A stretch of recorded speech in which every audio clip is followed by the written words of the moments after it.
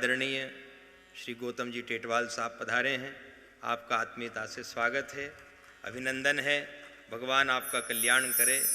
भगवान ने आपको बहुत अच्छे स्थान से जोड़ा है और आज संत श्री रविदास जी की जयंती है। आज हमने भी बड़े भाव से उत्सव मनाया है। आज उसी उत्सव के मेहमान आप भी बने हैं, आपका स्वागत है। और ये मंत्री साहब पधारे हैं ना, ये भी इस कथा में समझ सकते हैं कि इनके बंगले पे जो दूब लगी होगी, अब लगी ही होगी, वहां भोपाल में रहते हैं तो होगी सही। नानक नन्हे बने रहो जैसे नन्ही दूब, बड़ी बड़ी सब चर गए और नन्ही खूब की खूब। इसलिए नन्हा बन के रहने में बड़ा फायदा है। दास भाव से देखो, अपने यहां कबीर दास हुए, तुलसी दास हुए, रवि दास हुए। संत रविदास जी ने भी धर्म का प्रचार ही किया। विद्वानों ने उनका विरोध किया, तरह तरह की बातें उनके विरोध में उठाई।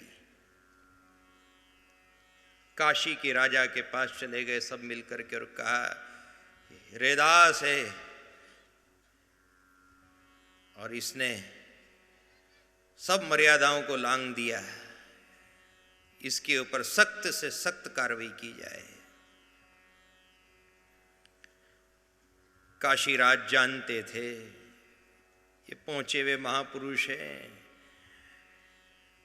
और जो बहुत पहुंचा हुआ महापुरुष होता है उसको कोई गुणीजन ही समझ सकते हैं, सब थोड़ी समझेंगे। अब राजा बेचारा क्या कहता, एक तरफ देखा तो पूरी प्रजा है और दूसरी तरफ महान तत्वज्ञानी सद्गुरु समर्थ है। मैं किसके पक्ष में न्याय करूं, क्या कहूं। राजा साहब ने एक ही बात सुझाई सब लोगों को कि देखो, एक बात कर लो, गंगा जी बह रही है, गंगा मैया की साक्षी में ये न्याय कर लिया जाए। आप अपने सिंहासन से अपने भगवान लेकर के आओ और मैं जिन भगवान की पूजन करता हूँ वो प्रतिमा बड़ी है थोड़ी और उसका वजन लगभग 40 किलो है। ये सत्य कथा आपको सुना रहे हैं। पंडितों ने कहा कि ठीक है, ले आएंगे हम अपने भगवान को, गंगा की साक्षी, गंगा में तिराएंगे हम। काशीराज ने संत रविदास जी को बुलाया और कहा, महाराज मैं तो आपको भली भांति जानता हूं, लेकिन ये प्रजा के लोग नहीं जानते, विरोध करते हैं आपका। और इसी बात को सुझाने के लिए आपको ये 40 किलो की मूर्ति गंगा जी के पानी में तिरानी पड़ेगी। संत रविदास जी बोले, राजा साहब कोई माने या ना माने, संत को तो गोविंद मानता है। मुझे दुनिया के लोगों से क्या लेना देना, और मैं चमत्कार क्यों बताऊं। सच्चे संत कभी चमत्कार नहीं बताते हैं। ये लोग तो निंदा करते करते ही जिए हैं और निंदा करते करते ही मर जाएंगे। इनके पीछे में अपना तप लगाऊं, पुण्य लगाऊं। राजा ने कहा, धर्म के लिए आपको एक कदम उठाना पड़ेगा।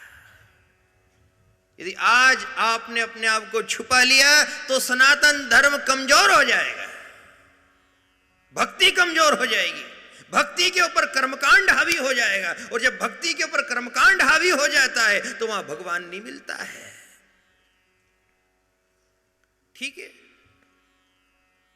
राजा साहब, यदि आप आज्ञा देते हैं तो ऐसा कर लेते हैं।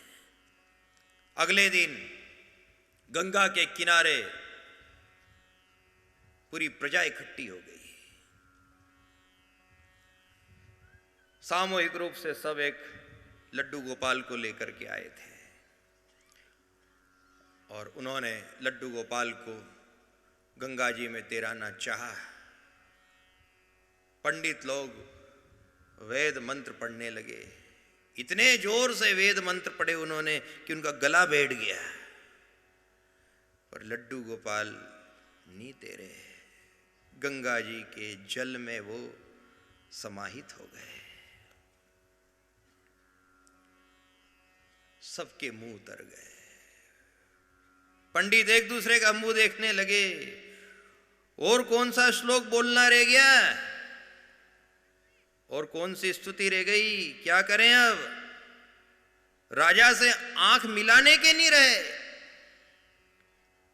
इस समाज को क्या उत्तर दें, हम विद्वान इतने बड़े ज्ञानी, वो लड्डू गोपाल पानी में समाहित हो गए, हम नहीं तिरा सके।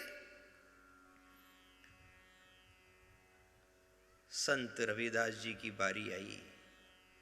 उन्होंने 40 किलो की प्रतिमा भगवान का नाम लिया और कहा कि हे ठाकुर लाज रख देना, 40 किलो की प्रतिमा गंगा जी की धारा में तैरती रही।